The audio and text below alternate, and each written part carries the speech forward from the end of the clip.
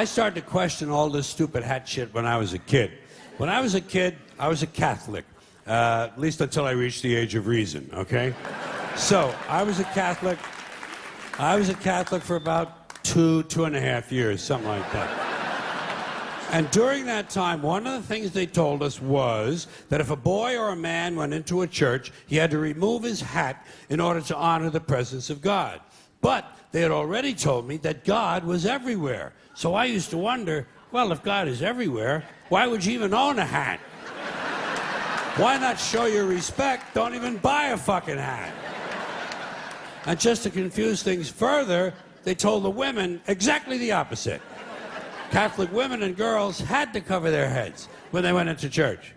Same as in certain temples, Jewish men have to cover their heads in those temples. In those same temples, Jewish women not allowed to cover their heads. So try to figure this shit out.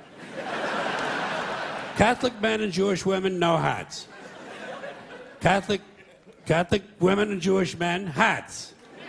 Somebody's got the whole thing totally fucking backwards, don't you think? And what is this religious fascination with headgear? Every religion's got a different fucking hat. Did you ever notice that? The Hindus have a turban, the Sikhs have a tall white turban, Jews have a yarmulke, the Muslims have the keffiyeh, the bishop has a pointy hat on one day and a round hat on another day, cardinal has a red hat, pope has a... Everybody's got a fucking hat. One group takes them off, the other group puts them on. Personally, I would never want to be a member of any group where you either have to wear a hat or you can't wear a hat. I think...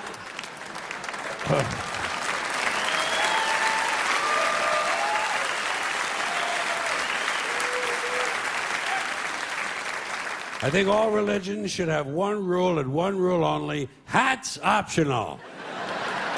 That's all you need to run a really good religion. Here's another one of these civic customs: swearing on the Bible. You understand that shit? They tell you to raise your right hand, place your left hand on the Bible. Does this stuff really matter? Which hand? Does God really give a fuck about details like this? Suppose you put your right hand on the Bible, you raise your left hand. Would that count? Or would God say, sorry, wrong hand, try again? And why does one hand have to be raised? What is the magic in this gesture? This seems like some sort of a primitive voodoo mojo shtick. Why not put your left hand on the Bible, let your right hand hang down by your side? It's more natural. Or put it in your pocket. Remember what your mother used to say? Don't put your hands in your pockets. Does she know something we don't know? Is this hand shit really important? Well, let's get back to the Bible, America's favorite national theatrical prop. Suppose the Bible they hand you to swear on is upside down, or backward, or both, and you swear to tell the truth on an upside-down, backward Bible. Would that count? Suppose the Bible they hand you is an old Bible and half the pages are missing. Suppose all they have is a Chinese Bible in an American court, or a Braille Bible and you're not blind. Suppose they hand you an upside-down, backward Chinese Braille Bible with half the pages missing.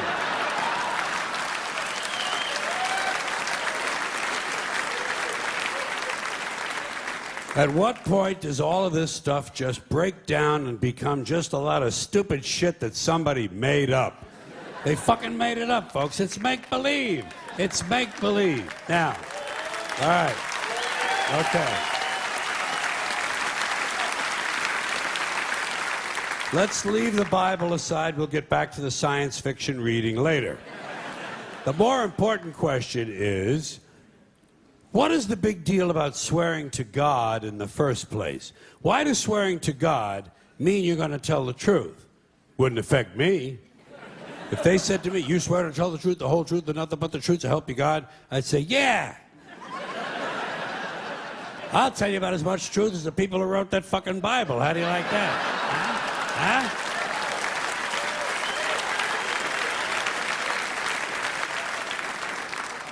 Swearing on the Bible doesn't mean anything. It's kid. Swearing to God is kid stuff. Did you remember when you were a kid? If you told another kid something he didn't quite believe, he'd say, you swear to God? I would always say, yeah, I swear to God. Even if I was lying. Why not? What's going to happen if I lie? Nothing. Nothing happens if you lie. Unless you get caught, and that's a whole different story. Sometimes a kid would think he was being slick with me, and he'd say, "You swear on your mother's grave?" I'd say, "Yeah. Why not? First of all, my mother was alive. She didn't even have a grave. Second of all, even if she was dead, what's she gonna do? Rise from the grave and come and haunt me? Come and haunt me? All because I told a lie to an 8-year-old? Get fucking real, will you?"